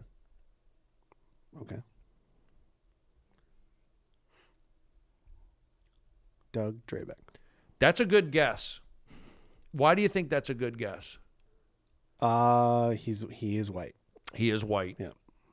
How'd you come up with Drabeck and not like a Latino guy? I feel like I've just seen him in that box somewhere. Okay, so he is white. Mm-hmm. It's not Doug Drabeck. Mike Scott. Not Mike Scott. Also seen him in the box. He right-handed or left-handed? He's right-handed. Right-handed. Okay. White, right-handed pitcher, retired. Bert Blyleven. Ladies and gentlemen, the answer is Bert Blyleven. How'd you know that? I just feel like I've seen a lot of his cards in that box. Yeah. We have. Mm-hmm. You know, this is probably a repeat card. You've seen it. You visualized it. You kept saying the box. And I go, what is it? The box. Is stepping in the box, the batter's box? No, box of cards. He's actually talking about the box of cards. Last week we had Bert Blyleven. Eric Aligney was the caller. He couldn't figure it out. And I said the clue was Bert B. Home Blyleven. That was Chris Berman's. Okay, we'll do one more. This guy was a man. Yeah. Would you like to take a guess?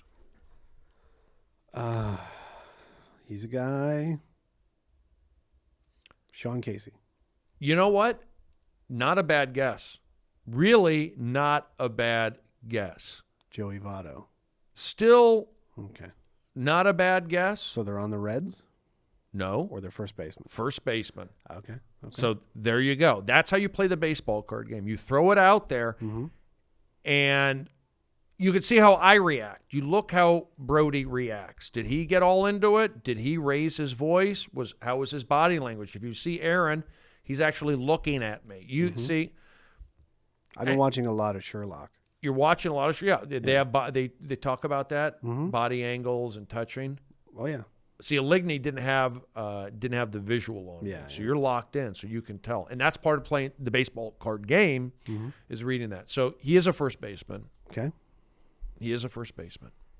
Does he bat right-handed or left-handed? Now, there's a question right there where you're going to get an answer. Is he bat right-handed or left-handed? Or switch? Left-handed. Lefty first baseman. Prince Fielder. No. Jim Thome. No. Current player or? He's not current. No. Left-handed, not current. He probably knows Bert Blyleven. Personally. So it's not Joe Mauer. It's not Joe Mauer. He's current.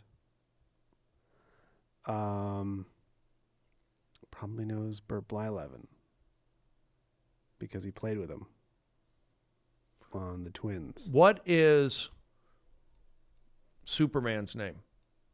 Clark. Kent. Okay. Will Clark?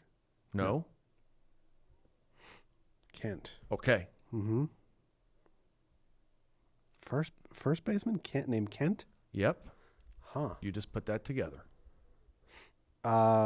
That's his first name, right? You're asking for confirmation.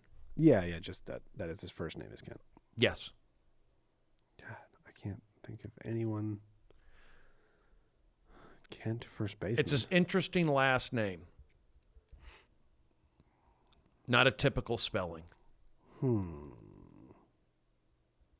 a typical spelling. If you're not a him, you are a... Kent Herbeck. Bingo. That's how you play the baseball card game. That's how you play the baseball card game. At the moment you think that it's over, we're changing the channel, we're not into it, the pace of play, it's not what we're looking for. I don't know if I knew he was a first baseman. Yeah, he was first baseman. Ken Herbeck. I knew that. First baseman. You know, you will go into actual names and we'll break them down phonetically, and that's also something you can play a baseball card game with. It's like a handicap. When you play, you can play golf with anybody because you use a handicap. Baseball card game, you can go straight to the name if you want. You don't even have to know who Kent Herbeck is. Yeah. You know, because I did Clark Kent, him, her. Bingo. That's how you do it. Okay, let's do one more. Oh, somebody wants to do one more. It's been a while. I'm reaching in. I want it. Reaching in. I have some cards here. I'm reaching into the bucket.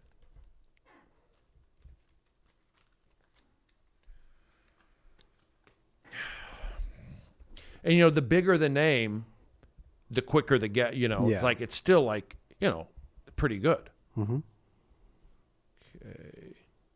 Let's see. Herbeck is missing vowels, right? It's like HRBEK. Yep. Yep. Yeah. Okay. You know Current also, right? Yeah. This guy...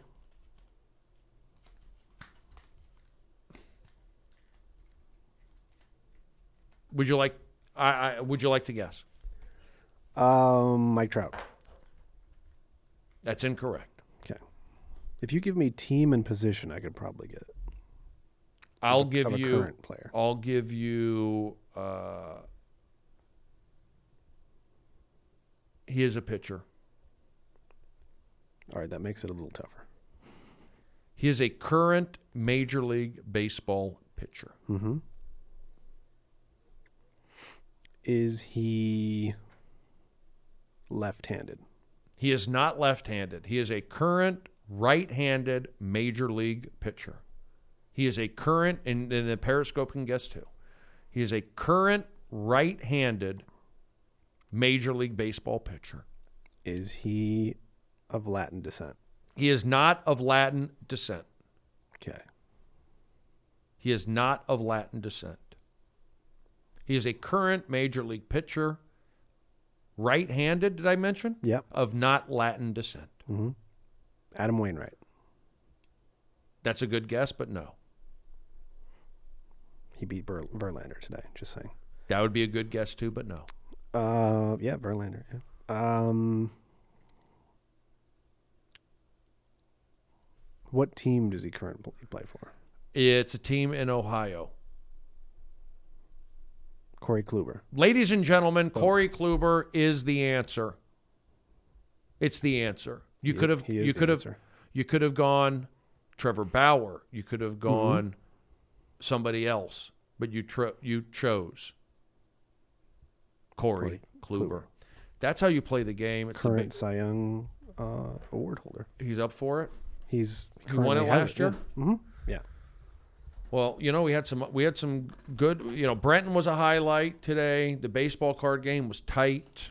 Let's go ahead and ask the Periscopers how I should feel about the podcast. Periscopers, how should I feel about the podcast?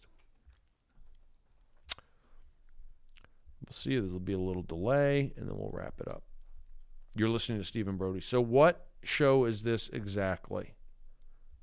This is the Stephen Brody Stevens All Things Comedy Show. Sportsaholics, thank you. It's on the wall behind you. It's on the wall behind me. Mike Pompey is the answer. I don't know if they liked it or not. We'll see. I enjoyed it. I think it. Aaron, you hear a lot of podcasts. Feel great about this one. Haley said feel great. I respect her opinion. Close rendition of the BCG, but we toughed it out. Yep, baseball card game. Fat Sinatra, Dave Parker, Charlie Nightcourt. Gotcha. Aaron, you hear a lot of podcasts. Yes. Feel good about this one? I do. I'll call my mom later. Haley really liked it. Yeah. She goes, I really liked it. Sportsaholics, loved it. Keep on rocking. I don't get it. I got it. Feel good minus the trolls and the connection. It's good. I guess there are trolls. Is it cold in the studio? Why the the forearm warmers. That's funny. I can use that. I have forearm warmers. I had a good time. I got to rest my voice up. I want to say great Para podcast, great interview, great production, and directing. Aaron wouldn't lie to you. Thank you. Simply, podcast needs sound effects. Oh, you need sound effects? Let me just see this one say. Oh, you need sound effects. That's what they said. Let me just see a couple of these sound effects. Then we'll wrap it up. Great interview, great production and directing, they're saying. Let me just see some sounds here. Headshot. What the H? Wait, hold on. Stay with me. Stay with me, audience. Everyone stay calm. What did I do wrong, guys? Officer, please. I'm not a bad guy. Oh, gosh. What did I do wrong?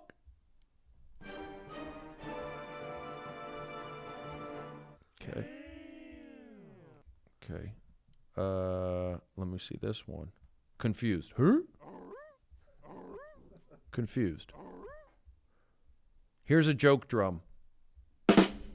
Oh, that was loud. Hey, everybody, I'm Steven Brody Stevens. You got it. Positive push all day long. Apple cider vinegar, sleeping well. Yes, 818 till I die. 760 to visit my mother. You got it. Push and believe. Thank you. Okay, what's with the rubber ducky? Okay, Scooby, stop it. Stop it. All right, couple more. All right, we got to go, Brody. All right, we got to wrap it up, guys. We got another show coming. Oh, we got another show coming up. Shut up. Shut up. Hey, Aaron, please.